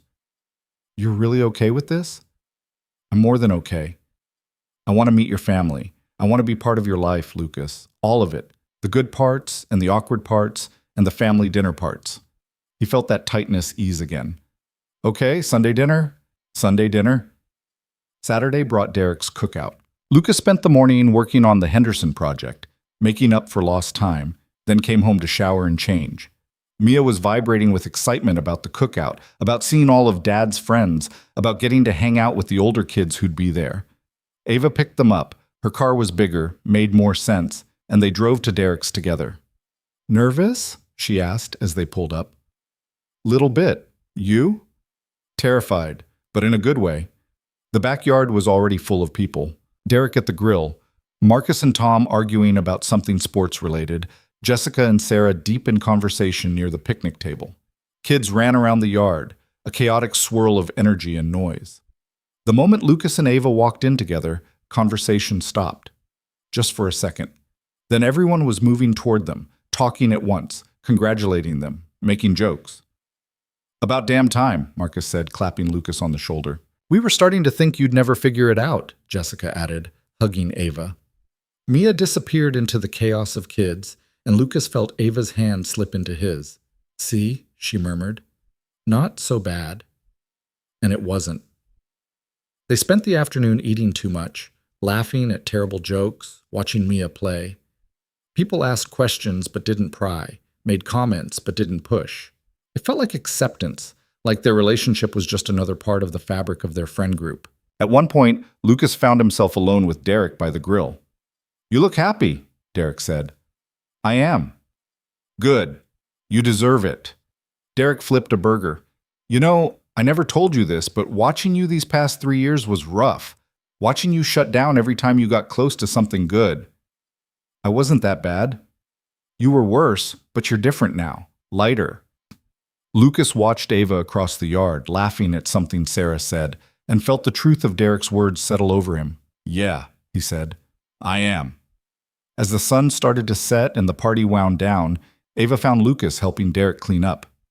We should probably head out, she said. Mia's crashed in the hammock. They said their goodbyes, collected an exhausted and slightly sunburned Mia, and drove home in comfortable silence. Lucas carried Mia inside, got her into pajamas without her fully waking up, and tucked her into bed. When he came back to the living room, Ava was curled up on the couch, looking at her phone. Your friends are great, she said. They like you. I like them. I like this. All of it. She set her phone down. I know we still have the family dinner tomorrow, and that's probably stressful. But Lucas? This week was good. Really good. He sat beside her, pulled her close. Yeah, it was. Oh, we're going to be okay. You know that, right? He wanted to believe it, wanted to trust that this wasn't temporary, that he wouldn't somehow mess it up, that all his fears were just noise and not prophecy. I'm getting there, he said. That's all I ask. Just keep getting there. They fell asleep on the couch, the TV playing quietly, Ava's head on his chest.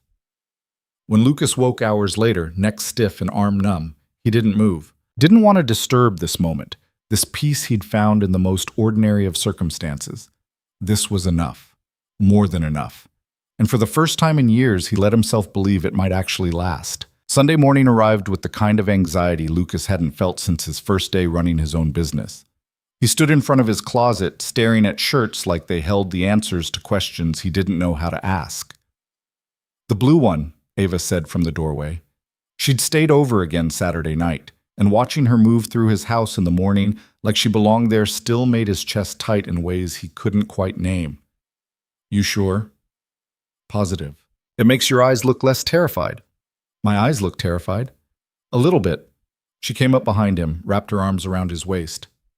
It's going to be fine. Your mom is going to love me. How do you know? Because I'm lovable. Also because I make you happy, and that's what moms care about. He turned to face her. What if she asks about the future? About marriage or kids or all that stuff people ask about? Then we tell her the truth. That we're taking things one day at a time. That we're happy. That the rest will figure itself out. You make it sound so simple. It is simple. You're making it complicated. She kissed him quickly. Now put on the blue shirt and stop spiraling. We need to get Mia up and fed before we leave. Rachel's house was on the north side of town. A two-story colonial with a wraparound porch and a yard that always looked better than Lucas's, no matter how much time he spent on landscaping. Cars were already in the driveway when they pulled up. Rachel's SUV and their mom's silver sedan. "Ready?" Ava asked. Lucas looked at her, then back at the house. "No, but let's do it anyway." Mia bounded up the front steps ahead of them, already shouting for her Aunt Rachel. The door opened before they reached it, and Rachel stood there grinning. "There's the happy couple. Get in here." Inside smelled like pot roast and fresh bread. Rachel had gone all out, which meant she was either really happy for them or really wanted to make a good impression. Probably both. Their mother appeared from the kitchen, wiping her hands on a dish towel. Patricia Bennett was 62, gray-haired and sharp-eyed, the kind of woman who missed nothing and forgot even less. She looked at Lucas, then at Ava, then back at Lucas. "So this is her," she said. "Mom, this is Ava. Ava, my mom, Patricia. Mrs. Bennett, it's so nice to finally meet you." Ava extended her hand. Patricia ignored it and pulled Ava into a hug instead. "None of this Mrs. Bennett business. Call me Patricia, and forgive my son for taking 3 years to bring you around." "Mom, I'm just saying, 3 years is a long time to be stubborn." She released Ava, held her at arm's length, studying her. "You're prettier than he described." "I didn't describe Sashis," Lucas started. "He said you were nice-looking." "Nice looking is what you call a car. You're beautiful." Patricia patted Ava's arm. "Come on, help me in the kitchen. Rachel can't be trusted with the vegetables." "I heard that," Rachel called from somewhere deeper in the house. Ava shot Lucas a look, half amused, half panicked, before following Patricia toward the kitchen. Lucas watched them go, feeling like he'd just thrown her to the wolves. "She'll be fine," Rachel said, appearing at his elbow. "Mom's going to grill her for approximately 10 minutes and then decide she's perfect. That's how it works." "What if she doesn't decide she's perfect?" "Then you've got bigger problems." "But she will. Trust me." Mia had already found her cousins, Rachel's 2 kids, both older than her, and disappeared upstairs. Lucas could hear them thundering around overhead. "Should I go rescue Ava?" he asked. "Absolutely not. That would make it worse. Come on, Derek and Tom are out back. You need a beer." The backyard was set up for a family gathering, picnic tables, chairs scattered around, a cooler full of drinks. Derek and Tom sat in lawn chairs talking about the basketball playoffs. "There he is," Derek said when Lucas appeared. "How's it feel being the family show pony today?" "Fantastic." "Your mom terrifying Ava in there?" "Probably." "She'll survive. Ava's tougher than you give her credit for." Lucas grabbed a beer from the cooler, sat down in an empty chair. Through the kitchen window, he could see his mother and Ava moving around, talking, laughing about something. It looked natural, easy, like they'd known each other for years instead of 10 minutes. "Stop staring," Rachel said, coming outside with a tray of appetizers. "You're being weird." "I'm not staring." "You're totally staring. It's sweet, also pathetic." "Thanks." "Anytime." She set the tray down on the picnic table. "Seriously, though, she's doing great. Mom loves her already. I can tell." "How can you tell?" "She's using her 'I'm actually interested' voice instead of her 'I'm being polite' voice. There's a difference. You'd know it if you paid attention." 20 minutes later, Ava emerged from the kitchen with Patricia right behind her, both of them still talking. Ava caught Lucas's eye and smiled, and he felt some of the tension leave his shoulders. "Your mom's great," Ava said, sitting down beside him. "What did you two talk about?" "You, mostly. She showed me pictures." "Pictures?" So many pictures. Baby Lucas, toddler Lucas, awkward teenage Lucas with the terrible haircut. Derek snorted. "The one from 8th grade? With the frosted tips?" "We're not talking about the frosted tips," Lucas said. "We're definitely talking about the frosted tips," Rachel said. That was a dark time. I was 13. Everyone made bad choices. "Not everyone committed to the frosted tips as hard as you did," Tom added. Ava was laughing, her hand on Lucas's knee, and despite the embarrassment, he found himself laughing too. This was what family was supposed to be, giving each other grief, sharing old stories, making new memories. Dinner was chaotic in the best way. All of them crammed around Rachel's dining room table, passing dishes, talking over each other, the kids telling stories that may or may not have been true. Patricia sat at the head of the table, surveying her family with the satisfaction of someone who'd built something good. "So Ava," Patricia said during a lull in conversation, "what are your intentions with my son?" Lucas nearly choked on his water. "Mom." "What? It's a fair question." "It's really not." Ava squeezed his hand under the table. "My intentions are to make him happy, and to keep showing up. That's about as far as I've planned." "Good answer." Patricia took a bite of pot roast. "You know, I worried about him, after the divorce, after everything." He closed himself off, stopped letting people in. "Mom, we don't need to—" "Yes, we do. Because Ava should know what she's getting into. You're stubborn, Lucas. You always have been. Once you decide something, you dig in. But you also have the biggest heart of anyone I know. You love completely, when you let yourself." The table had gone quiet. Even the kids had stopped talking. "I know," Ava said softly. "I've seen it. The way he is with Mia, the way he shows up for his friends, the way he builds things for people just because they need help. I know who he is." "Then you know he's worth the patience." "I do." Patricia nodded, satisfied. "Good. Then we won't have any problems." The conversation gradually resumed, but Lucas felt like he'd been cracked open, all his carefully constructed walls exposed for everyone to see. Ava's hand stayed in his, steady and warm. After dinner, while the kids played in the yard and the adults cleaned up, Lucas found himself alone with his mother in the kitchen. "She's good for you," Patricia said, scrubbing a pot. "I know." "Do you? Because you spent 3 years avoiding her before you figured it out." "I wasn't ready." "You were scared. There's a difference." She set the pot in the drying rack. "Your father and I, we made mistakes. The divorce, the way we handled it, that affected you more than we realized at the time. Made you think that's how relationships always end. Didn't help that mine ended the same way." "No, but Ava isn't your ex-wife, and you're not your father. You get to write a different story." Lucas picked up a dish towel, started drying the pot. "What if I mess it up?" "Then you apologize and try again. That's what love is. It's not perfection. It's showing up even when it's hard." She turned to look at him. "I see the way you look at her. Like she's precious. Like she matters. Don't let fear steal that from you." "I'm trying not to." "Try harder." Outside, Ava was playing some kind of tag game with the kids, running around the yard laughing when Mia caught her. She looked so natural, so at ease, like she'd been part of this family forever. "You love her," Patricia said. It wasn't a question. Lucas watched Ava scoop Mia up and spin her around. "Yeah, I do." "Have you told her?" "Not yet." "Why not?" "Because saying it makes it real, makes it something I can lose." "Lucas?" His mother's voice was gentle. "You've already lost by not saying it. The only question is whether you'll lose the chance to tell her while it matters." That night, after they'd said goodbye to everyone and driven home, after Mia had fallen asleep in the car and Lucas had carried her to bed, he found Ava in his kitchen making tea. "Your family's wonderful," she said. "They're embarrassing. They're honest. There's a difference." She poured hot water over the tea bag. "Your mom told me about your dad." Lucas leaned against the counter. "What did she say?" "That he left when you were 10, that he wasn't good at staying when things got hard, that she worried you'd learn the same pattern." "Did she tell you I proved her right? That I ran from my marriage when it got complicated?" "She said your ex-wife left. That's not the same as running."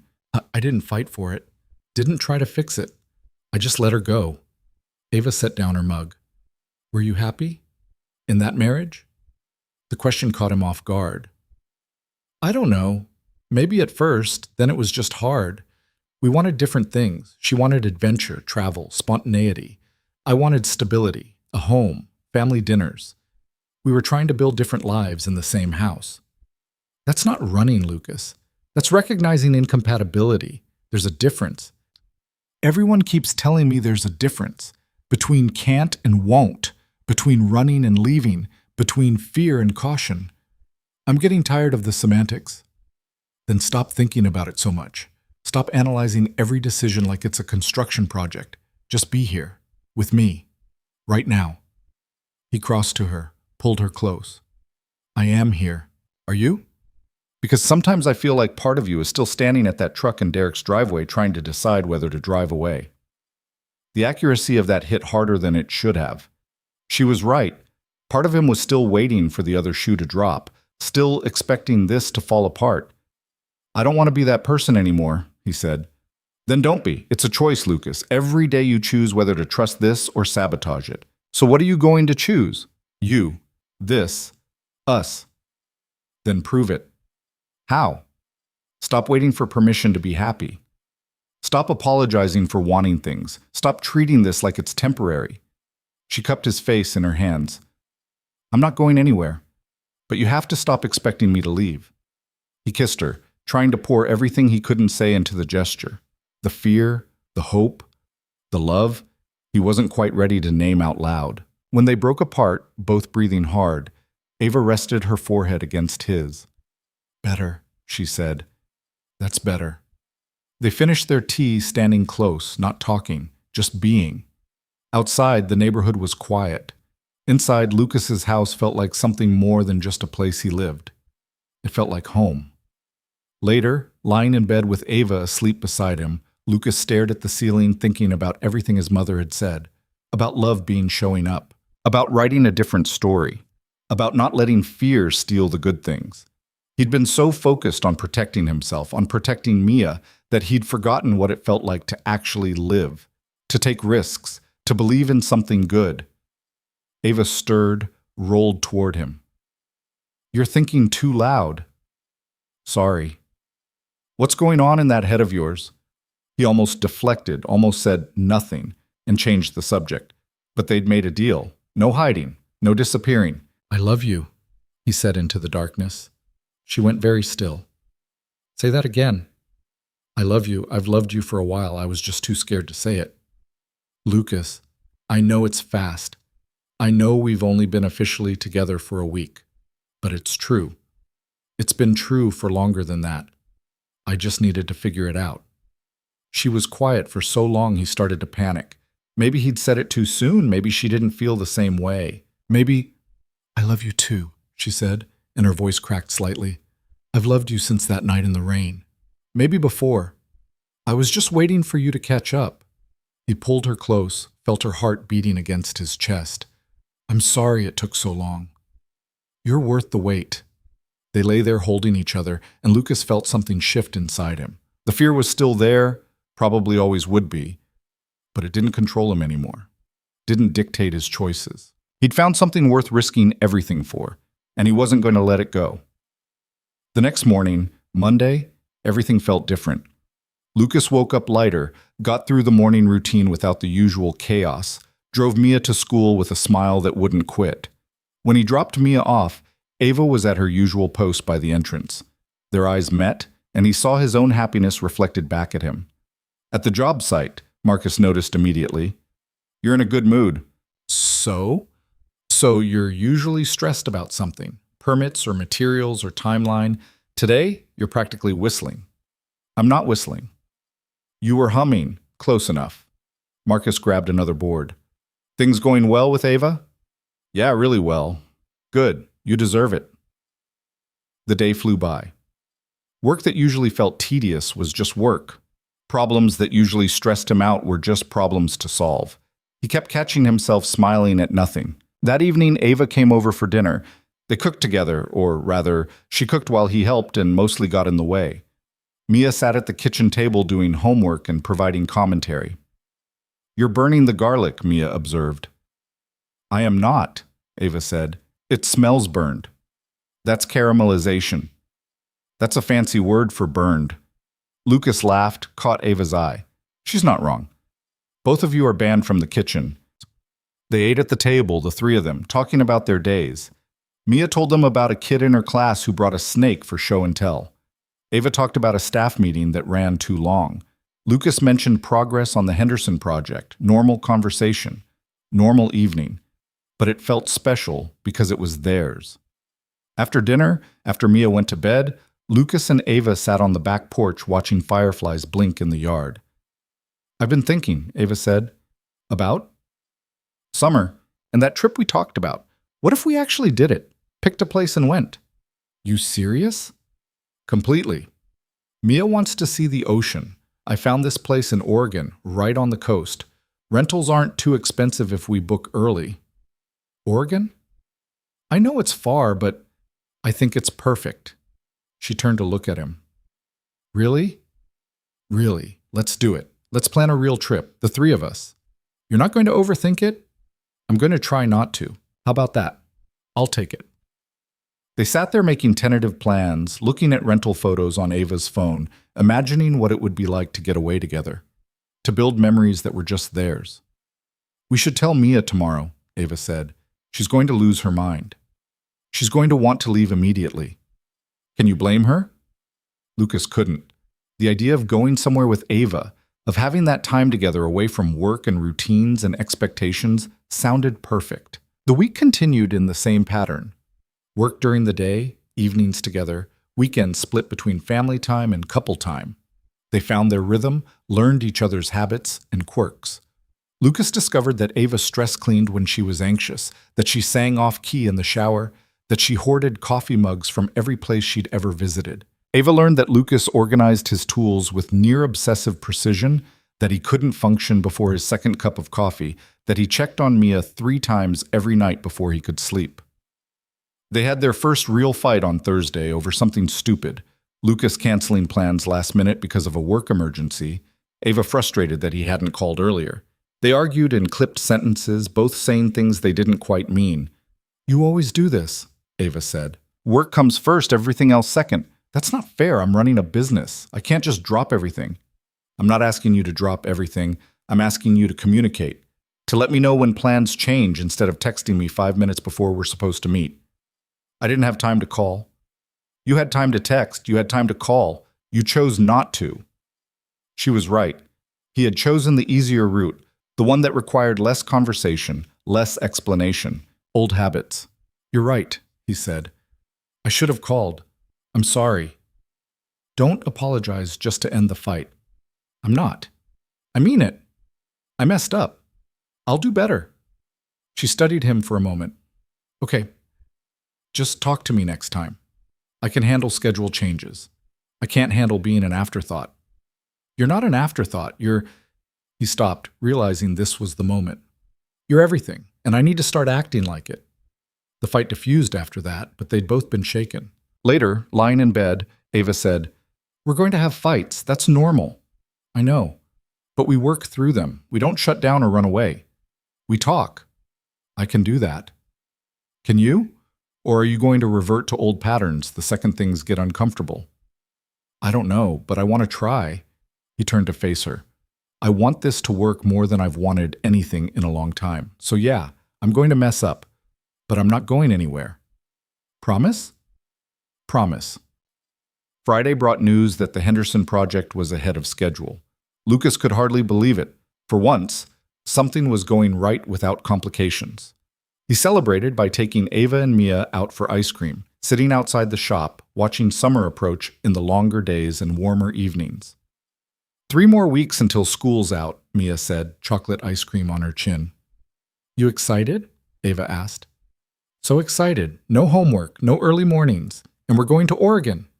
They told her about the trip earlier that week, and she'd reacted exactly as predicted, bouncing around the house, asking a million questions, immediately starting to pack, even though they weren't leaving for 2 months. "You're going to have the best summer," Ava said. "Are you going to be around all summer?" Mia asked. "Even when school's out?" Ava glanced at Lucas. "If that's okay with you guys." "It's very okay," Mia said through a mouthful of ice cream. "What she said," Lucas added. Walking back to the car, Mia running ahead, Ava took his hand. "This feels real." "It is real." "No, I mean, it feels like we're building something, the 3 of us. Not just you and me figuring things out. All of us together. Is that a good thing?" "It's the best thing." That night, after Mia was asleep, Lucas sat in his workshop thinking about the future. Not with fear this time, but with something close to excitement. He pulled out his sketchpad and started drawing. Not work plans, but ideas for things he wanted to build. A bookshelf for Ava's house. A bigger desk for Mia's room. A porch swing for the backyard where the 3 of them could sit. He was planning a future that included all of them. And for the first time, that didn't terrify him. It filled him with purpose. The sketches were still spread across his workbench when Ava found him Saturday morning. She'd let herself in through the back door, had her own key now, which had felt like a bigger deal than it probably should have when Lucas gave it to her 2 weeks ago. "What are you working on?" she asked, coffee mug in hand. Lucas looked up from the drawing of the porch swing. "Just ideas, things I want to build." She came closer, studied the sketches. "That's a bookshelf." "For your living room.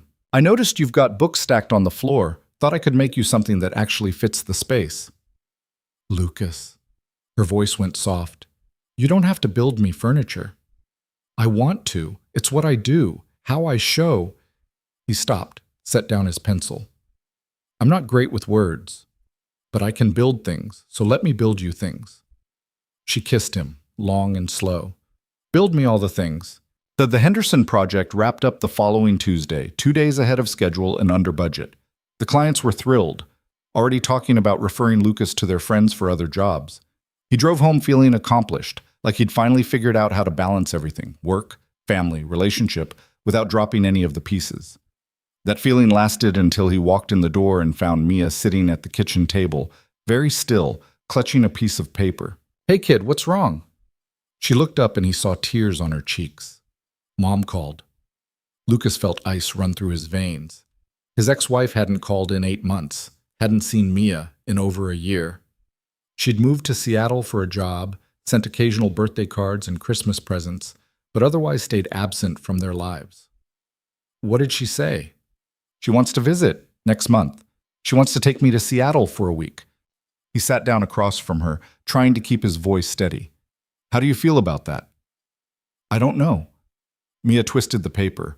A printout of an email, Lucas realized. "I don't really remember her that much. Is that bad?"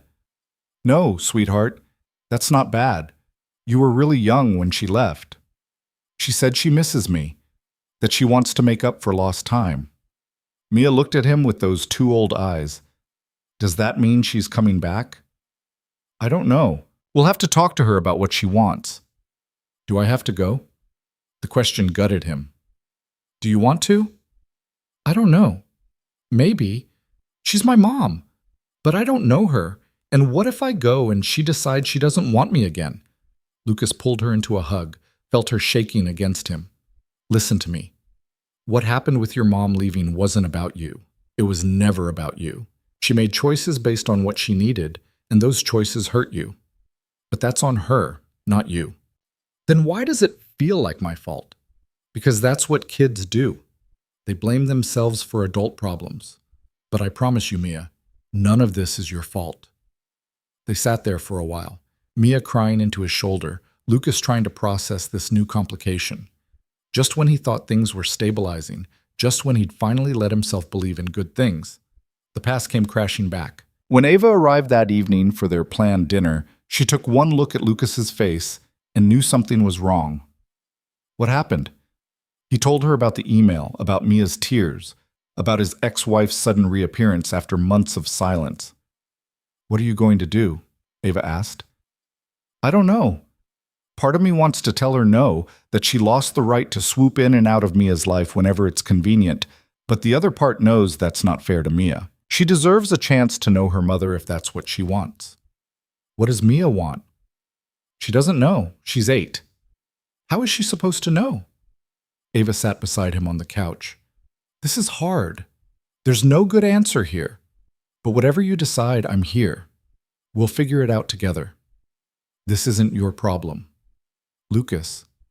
She waited until he looked at her. "We're together. Your problems are my problems. That's how this works." He wanted to argue, wanted to protect her from this mess, but the relief of not having to face it alone was too strong. "Okay, together." That night, after Mia had gone to bed and Ava had left, Lucas called his ex-wife. She picked up on the 3rd ring. "Lucas, I was wondering when you'd call. You can't just email out of nowhere and expect to take Mia for a week. That's not how this works. I'm her mother. You're the woman who left when she was 3 and barely stayed in touch since. There's a difference. I know I messed up. I know I wasn't there, but I'm trying to fix that now." "Why now? What changed?" There was a pause. I've been in therapy, working through some things, and I realized I was running from everything that scared me, including being a mother. That's great for you, really, but Mia's not a therapy exercise. You can't just show up when you figured your life out and expect her to be ready. I'm not expecting anything. I just want a chance. 1 week. I'll come there if that's easier. Stay at a hotel. We can do day visits at first. Lucas rubbed his face, exhausted. I need to talk to Mia, see what she wants, and I need to set some ground rules. Okay? Whatever you need. First rule. You don't make promises you can't keep. If you're going to be in her life, you're in it, not just when it's convenient. You don't get to disappear again. I won't. Second rule. I'm there for all the visits. You don't take her anywhere without me until she's comfortable. And if she says she wants to stop, we stop. No guilt trips, no pressure. Agreed. Third rule. You don't talk badly about Ava. She's part of Mia's life now. She's important to both of us. Another pause. You're dating her teacher? I'm dating an amazing woman who has been there for Mia in ways you haven't. So yes, Ava stays in the picture. Okay, I can work with that. After they hung up, Lucas sat in the dark living room wondering if he'd just made a massive mistake. But Mia deserved the chance to know her mother, even if that mother had failed her before. He couldn't take that choice away from her. Over the next week, Lucas had several more conversations with his ex-wife, planning out what the visits would look like. She'd come to town in 3 weeks, stay for a week, see Mia in controlled settings with Lucas present. If things went well, they'd revisit the idea of Mia going to Seattle. Ava was supportive through all of it, listening when Lucas needed to vent, offering perspective when he got too caught up in his own anger. You're doing the right thing, she said one evening. Doesn't feel like it. Because it's hard. The right thing usually is. Mia was anxious about the whole situation.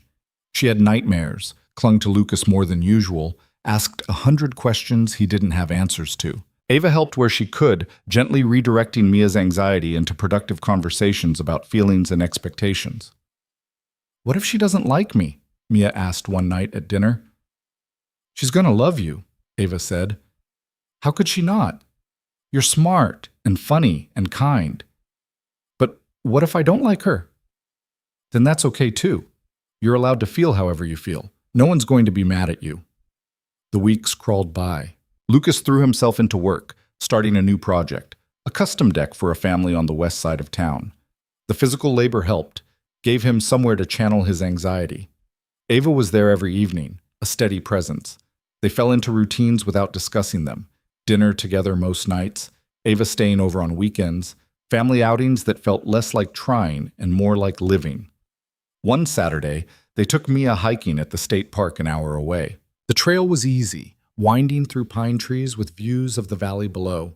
Mia ran ahead, her energy boundless, while Lucas and Ava walked hand in hand. I've been thinking, Ava said. About?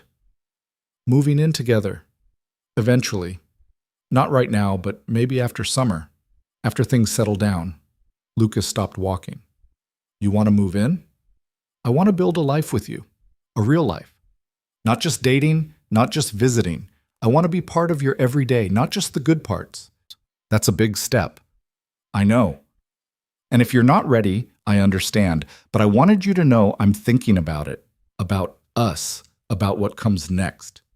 He pulled her close, kissed her forehead. I'm thinking about it too. And I like the idea. A lot. Yeah? Yeah. Let's table it until after the thing with Mia's mom. But yeah, I want that. She smiled, and he saw relief in her eyes. They kept walking, catching up to Mia at a lookout point where you could see for miles. This is beautiful, Mia said, staring out at the view. It is, Ava agreed. Lucas looked at them, his daughter and the woman he loved, and felt something settle in his chest. This was what mattered. Not the fear, not the complications, not the what-ifs that kept him up at night. Just this moment, this view, these people. The day his ex-wife arrived, Lucas was a wreck. He'd barely slept, had snapped at Marcus over nothing at the job site, had checked his phone every 5 minutes. Ava came over early, made him coffee, told him to breathe. It's going to be okay, she said. You don't know that. No, but I believe it. And you should too. They met at a park, neutral ground. Lucas saw her before Mia did. His ex-wife looked different, thinner maybe, her hair shorter. She stood by a bench nervously adjusting her purse strap. When she spotted them, her face did something complicated. "Hi." "Hi," Lucas said. Mia stood partially behind him, peeking out. "Mia, sweetheart?" His ex-wife crouched down. "I'm your mom. Do you remember me?" Mia shook her head. "That's okay. We can start over. Get to know each other." She looked like she might cry. "I'm so sorry I've been gone. That's on me, not you. You didn't do anything wrong. Dad said that too." "Your dad's right. He usually is." She glanced at Lucas, then at Ava.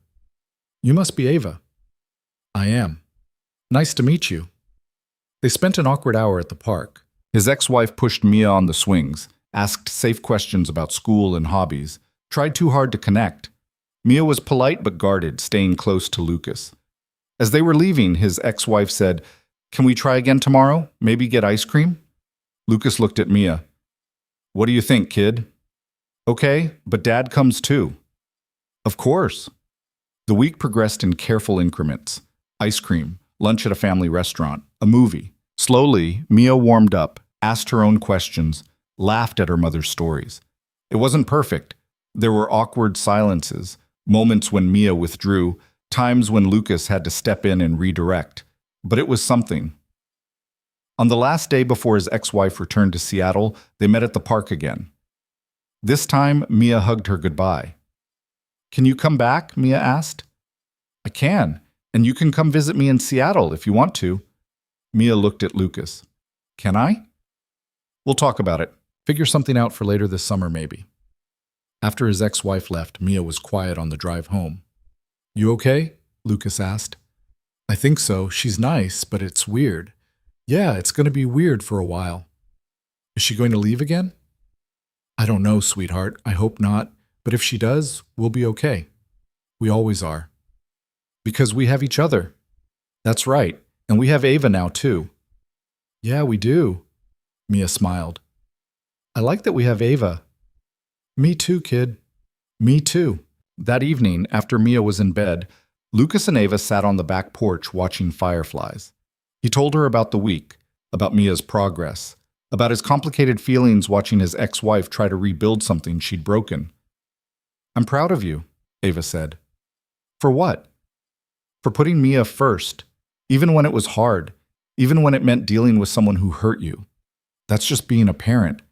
No, that's being a good parent. There's a difference." He pulled her close, breathed in her familiar scent. "I couldn't have done it without you."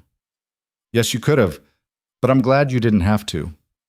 "About what you said, about moving in." "Yeah?" "After summer, after the Oregon trip, and after we see how this thing with Mia's mom shakes out. I want to do it. I want you here, all the time."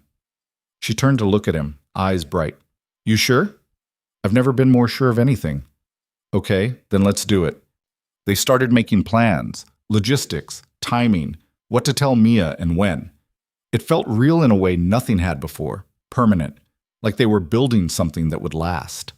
The next few weeks flew by. School ended, summer officially began, and suddenly they were packing for Oregon.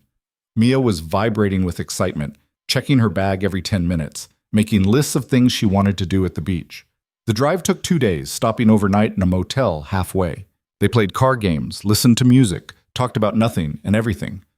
Lucas watched Ava and Mia sing along to some pop song in the front seat and thought about how much his life had changed in just a few months. The rental house was perfect, a small cottage right on the coast, close enough to hear the waves at night. They spent their days exploring tide pools, building sandcastles, collecting shells. Mia was in heaven, running along the beach until she collapsed exhausted each evening. One night after Mia had gone to bed, Lucas and Ava walked along the shore in the moonlight.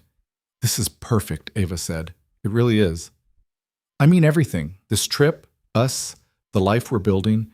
I keep waiting for something to go wrong, and nothing does. Things have gone wrong. We've had fights and complications and my ex-wife showing up out of nowhere. But we worked through all of it, together. That's the difference." They stopped walking, stood at the water's edge, letting waves wash over their bare feet. "I love you," Lucas said. I know I've said it before, but I need you to really hear it. I love you. Completely. The way you show up for Mia, the way you push me to be better, the way you make everything feel possible. I love all of it. I love you too. She kissed him, soft and sweet. And I love the life we're building, the messy, complicated, beautiful life. Think it'll last? I know it will, because we're not running anymore. We're staying, both of us, through the hard parts and the good parts and everything in between. He held her there in the moonlight, listening to waves crash against the shore, and felt something he hadn't felt in years. Peace. Real, deep, unshakable peace. The week passed too quickly. Before Lucas knew it, they were packing up, taking last walks on the beach, saying goodbye to the little cottage that had become their temporary home. On the drive back, Mia fell asleep in the back seat, her new collection of shells carefully packed in a box beside her. She had a good time, Ava said softly. Best time. She's going to talk about this trip for months. Good. Kids should have good memories, things to look back on and smile about. You're going to be a great parent someday. Ava glanced at him. You think about that? Having more kids? Sometimes, not right now, but someday, maybe, if it's something you want. I do want that, eventually, but I'm in no rush. I'm happy with things exactly as they are. Me too. They drove in comfortable silence, the landscape changing as they headed inland. Lucas thought about everything that had happened since that night in the rain at Derek's house. How much had changed. How much he'd changed. He'd spent 3 years building walls, convincing himself that safety meant solitude. But he'd been wrong. Safety was this: having people who showed up, who stayed, who chose you even when things got hard. Back home, they settled back into routines. Lucas started building the bookshelf for Ava's house, working in his shop in the evenings while she and Mia did their own projects inside. The physical work calmed him, gave him time to think. Ava had started packing up her place, boxing things for the move. They'd set a date, end of August, giving them time to prepare, to ease Mia into the transition, to make sure everyone was ready. You excited? Derek asked one day at the hardware store. Terrified, Lucas admitted. That's normal, but you'll be fine. You love her, she loves you, you're good together. That's all that matters. When did you get so wise? I've always been wise. You just weren't listening. In mid-July, Mia flew to Seattle for a week with her mother. Lucas was a mess the entire time, checking his phone constantly, calling every night to make sure she was okay. She was more than okay. She was having fun, seeing new things, building a relationship with her mother. She sounds happy, Ava said after one of the calls. She does. And you're freaking out. Little bit. Because you're realizing she doesn't need you quite as much as she used to. The accuracy of that hit hard. Is that obvious? Only to someone who knows you. She took his hand. It's a good thing, Lucas. Her having a relationship with her mom. Her becoming more independent. It means you did your job right. Doesn't make it easier. No, but that's parenting. Spending your whole life teaching them to leave. When Mia came home, she was full of stories about the Space Needle, about Pike Place Market, about staying up late talking with her mom. Lucas listened, swallowing his own complicated feelings, focusing on her happiness. Can I go back? She asked. Maybe at Thanksgiving? Sure, kid, if that's what you want. It is. But I like it here better. This is home. Yeah, it is. August arrived with the kind of heat that made everything move slower. Lucas finished the bookshelf, delivered it to Ava's house, helped her arrange books on the shelves. They stood back admiring his work. It's perfect, she said. You say that about everything I build. Because it's true. You have a gift, Lucas. You make beautiful things.